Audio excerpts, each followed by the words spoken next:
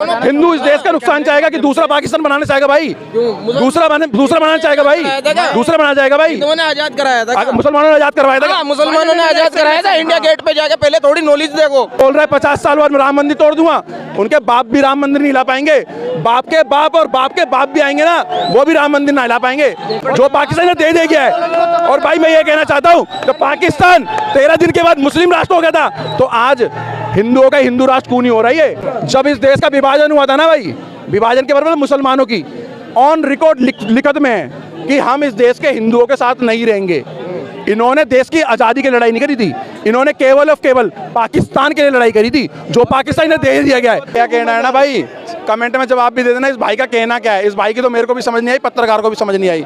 केवल और केवल भारत के अंदर जो दंगे कर सकते हैं, गुंडागर्दी कर सकते हैं, आगजनी कर सकते हैं, भारत तोड़ो कर सकते हैं, केवल राहुल गांधी उन्हीं को जोड़ रहा है। और अगर मैं गलत कह रहा हूँ तो यहाँ खड़े होकर गूगल सर्च कर लो। उसके साथ अगल बगल में कौन कौन लोग खड़े हुए हैं, सारे के सारे ना वो जो इस देश के भैया बता सकते एक भाई साहब यात्रा में जो बंदा पेरोल पे बाहर आया है, सिद्धू मूसे। अरे मेरी बात पे वो भी बदमाश। अरे मेरी बात तो सुनो। बदमाश ही है। अरे भैया सुनो मेरी बात। आदमी कौन है? ये भाई फिर बोल रहा है, को समझ नहीं आएगी बात को। राहुल गांधी वो नालायक मंच पे पता किसको बोल रहा है? ये भाई 2 मर्डर केस में पैरोल पे छूट के आया है, उसको बोल रहा 13 को टिकट दूंगा, 13 को टिकट। मैं एक बात कह रहा हूँ भाई, कह रहा मैं 13 को टिकट दूंगा। अबे राहुल गांधी नालायक, इतना बड़ा तू प्रधानमंत्री बनने की तू सोच रहा है तू?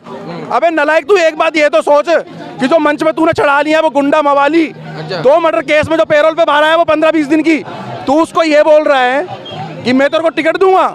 तो तुम्हारी छवि इस देश में वही है कि केवल तुमने ना, अरे भैया राहुल गांधी तो पूरा भारत साफ भी कर दिया हम लोगों ने। ये कांग्रेस की पता कौन दलाली करने वाली पार्टी नहीं बोलूंगा ऐसे, केवल इन्हें से गैंग बोलूंगा मैं। इस देश का केवल जिसने नुकसान चाहा है भारत के अंदर सालों में, जो भारत के अंदर सबसे बड़ी जगह रेलवे के पास कांग्रेस पार्टी, उसका आर्मी के पास, उसके बाद कोई जगह है ना जो भी। भाई साहब मेरी बात सुनो, आर्मी के पास बड़ी जगह, रेलवे के पास बड़ी जगह, और इन कांग्रेसियों ने ना वक्फ बोर्ड के नाम के पता कितने हैक्कर जगह इन लोगों को भारत के अंदर दे रखी है। क्यों भाई? यूपी में छूटी है ना जगह है, 63 में भी छूटी है ना 13 जगह दिल्ली के अंदर केजरीवाल ने दी थी ना। वो पार्क भी छूटा, शास्त्री पार्क में जब उन्होंने पार्क ही दे दिया पूरा वक्फ बोर्ड के नाम पे, वो भी छूटा है ना भाई। तो ऐसे ही देश को ना बचाया जाएगा, छुड़ाया जाएगा, और वो केवल भाजपा सरकार और भाजपा सरकार ही कर पाएगी इस काम को। क्योंकि भाजपा सरकार कहीं खड़ी होती है ना तो वो यूं नहीं कहती है कि भैया मैं 100 करोड़ हिंदुओं की बात कर रहा हूँ, वो 125 करोड़ हिंदुओं की बात करती है। मेरे देश के अंदर मेरी बात सुनो भाई, मेरे देश के अंदर मार्केट में ना नीचे इतने मुसलमान भाई रहे हमारे, इतने भरे, अभी बोलो 10 मिनट बाद यहाँ सारे के सारे खड़े कर दूंगा। कुछ ऐसे भाई है हमारे देश में 50% मुस्लिम जो इस देश के लिए ना अपनी जान भी न्यौछावर कर देंगे, लेकिन कुछ ऐसे नालायक भी हैं जो इस देश का नुकसान चाहते हैं। भाई वो तो दोनों तरफ है ना। ठीक है, दोनों तरफ। इस देश का कौन हिंदू इस देश का नुकसान चाहेगा कि दूसरा पाकिस्तान बनाना चाहेगा भाई? दूसरा बनाना चाहेगा भाई? दूसरा बनाना चाहेगा भाई? उन्होंने आजाद कराया था, मुसलमानों ने आजाद करवाया था। मुसलमानों ने आजाद कराया था। इंडिया गेट पे जाके पहले थोड़ी नॉलेज देखो, पहले पढ़ो, थोड़ी सी नॉलेज लाओ अपने दिमाग के अंदर, जब तुम्हें पता लगेगा। इंडिया गेट पे देखो सबसे ज्यादा शहीदों के नाम किसके पास है। आपकी बात करता हूँ, चुप हो जाए। भाई का कहना है कि मुसलमानों ने करवाया। मैं कहता हूँ जब देश का विभाजन हुआ भाई, ये सब बंद कर ले। अरे मुगलों ने देश लूटा है भाई, अभी तो बंद कर ले भाई। एक बात बताओ, नहीं भाई तो सुनो, नहीं इस भाई का जवाब है ब्रिटिश सरकार ने। भाई अब सुन लेगा, ओ मेरे भाई सुन तो ले। अरे जवाब नहीं सुनेगा। जब इस देश का विभाजन हुआ था ना भाई, विभाजन के बारे में मुसलमानों की ऑन रिकॉर्ड लिखत में है कि हम इस देश के हिंदुओं के साथ नहीं रहेंगे। इन्होंने देश की आज़ादी की लड़ाई नहीं करी थी, इन्होंने केवल पाकिस्तान के लिए लड़ाई करी थी जो पाकिस्तान ने दे दिया गया है। और भाई मैं ये कहना चाहता हूँ कि पाकिस्तान 13 दिन के बाद मुस्लिम राष्ट्र हो गया था, तो आज हिंदुओं का हिंदू राष्ट्र क्यों नहीं हो रही है? आज हिंदू राष्ट्र का दर्द इन लोगों को हो रहा है। वो राम मंदिर बन रहा है वहाँ पर, देश के 50% मुसलमान उसके हक में, राइट ऑफ जस्टिस कोई नहीं मानते, जस्टिस मानते हैं। जो सरिया से मानने वाले क्या है, मदवी, वो बोल रहा है 50 साल बाद मैं राम मंदिर तोड़ दूंगा। उनके बाप भी राम मंदिर नहीं ला पाएंगे, बाप के बाप और बाप के बाप भी आएंगे ना, वो भी राम मंदिर नहीं ला पाएंगे। मेरी बात सुन लो, कुछ हमारे देश के अंदर टुकड़े कहेंगे, सीधी सी बात है, और हमारे देश के मुस्लिम भाई भी समझ चुके हैं इस बात को। अस्तित्व समाप्त हो रहा है। और जो ये लोग बोलते हैं ना मुगलों ने ये बनाया, अंग्रेजों ने, कुछ भी नहीं। ये भारत को ही लूटा। इन्होंने आए कहाँ से थे? ये क्या यहाँ पे पैदा हुए थे? सारे के सारे तो बाहर से आए थे। कौन आया? बाबर बाहर से आया, उसने अपने एक आशिक जो गिमला कहते हैं उर्दू में उसे, गिमले के लिए बाबरी बनाई थी, पर तोड़ा राम मंदिर ही। औरंगजेब ने भी तोड़ा कृष्ण जन्मभूमि और वहाँ पे ईदगाह बनाई। औरंगजेब ने काशी विश्वनाथ हमारा धार्मिक स्थल, वहाँ पे जो इन्होंने ज्ञानवापी मंदिर था उसे मस्जिद बना दिया। तो इन लुटेरों से आज हम रिकवरी कर रहे हैं या ले रहे हैं कोर्ट के माध्यम से, तो दर्द होएगा ही। और इन्होंने कोई इनके पास विज्ञान और ज्ञान होता ना, तो आज सऊदी अरब में दिखा दो क्या ज्ञान विज्ञान है। वहाँ सुरक्षा तो अमेरिका कर रहा है? कितने साइंटिस्ट निकले ये बता दो, कितने नोबेल प्राइज मिले ये बता दो।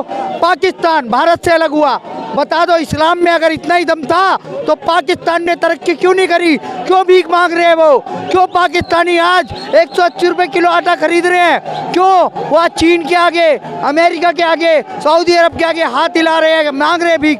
मैं एक बात बताना चाहूँगा कि भारत के पास, सनातन के पास ज्ञान है, विज्ञान है, इसीलिए हम समृद्ध है, संभ्रांत है, पूरी दुनिया में पूज रही है। G20 में मोदी जी गए हैं सर। मोदी जी की पूछ हो रही है किस लिए? क्यों पूछ हो रही है? क्योंकि उन्होंने कुछ किया है। क्यों पूछ हो रही है? क्योंकि उन्होंने कुछ किया है। आज 156 सीटें क्यों मिल रही है गुजरात में? क्योंकि उन्होंने कुछ काम किए हैं सर। एम्स बनाए 23 उन्होंने, उसके अलावा IITs बनवाई हैं, उसके अलावा अच्छे रोड बनवाए हैं, भारत में सुरक्षा का माहौल दिया है। मैं यहीं पे खड़ा हूँ दिल्ली कनॉट प्लेस में, लाउड स्पीकर बजता रहता था और उस पर क्या नारा लगता था कि कोई भी लावारिस वस्तु को हाथ मत लगाओ, वो बम हो सकती है, विस्फोटक वस्तु हो सकती है। आज वो नहीं हो पा रहा है।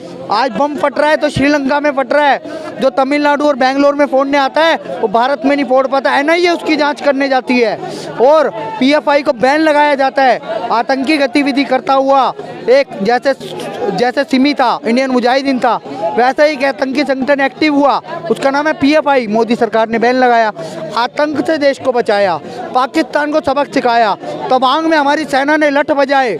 सर ये सब बातें मैटर करती है, इसलिए बार बार मोदी जीत रहे हैं, योगी जीत रहे हैं। और उत्तराखंड जीते, गोवा जीते, आगे त्रिपुरा जीते, कर्नाटक जीतेंगे, उत्तर प्रदेश जीत चुके हैं, गुजरात जीत चुके हैं। मोदी ही जीतेंगे, फिर मोदी जी ही आएंगे। क्यों? क्योंकि उन्होंने सुरक्षा का वातावरण दिया है, इकोनॉमी को ब्रिटेन से आगे पहुंचा है, 5वें नंबर पे हमारी इकोनॉमी है। उसके अलावा 220 करोड़ वैक्सीनेशन करा है। कितने लोगों को फ्री वैक्सीनेशन हुआ है? 81 करोड़ लोगों को 2 साल तक अनाज दिया, 2024 तक उस स्कीम को लागू कर दिया। सर कितने देशों की तो आबादी नहीं है 81 करोड़, लेकिन इस देश में फ्री में राशन मिल रहे 81 करोड़ लोगों को, ये किसी को नहीं दिखता। अगर 1-2 रुपये वैट बढ़ जाता है तो बुरा लगता है, पर 9.5 रुपये पिछले दिनों मोदी जी ने पेट्रोल डीजल पे घटाए, उस समय 10% इन्फ्लेशन नीचे आई, वो नहीं दिखती। और हम आज रूस से रूबल में डील कर रहे हैं, रुपीज़ और रूबल। और रूस में जितना भी हम तेल, ऑयल और गैस इंपोर्ट कर रहे हैं, मैं बता देता हूं सर, उसका बेनिफिट हमें आगे मिलने वाला है।